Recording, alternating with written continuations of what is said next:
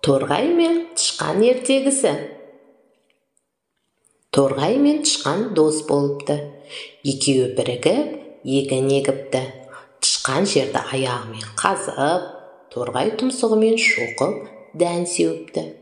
Егін өте жақсы шығады. Торғай мен тышқан бітік өскен бидайды жинап алып, тең бөлісе бастайды. Бір бидай артылып қалады. Соны қайсы аларын білмей, ақыры жанжал басталады. Торғай тұмсығымен шоқып, тышқан тырнағымен тырналай, осқылап, бір-бірімен ұзақ төбелеседі. Маңайында арашалайтын ешкім болмаған соң, бір кезде шаршап барып тоқтайды. Ақыры өздерінің билеріне барып жүгінбек болады. Алдымен тышқандар биіне келеді. Тышқандар биі: "Бұл бидайды тышқан алу тиіс. Өйткені тышқанның күші көп.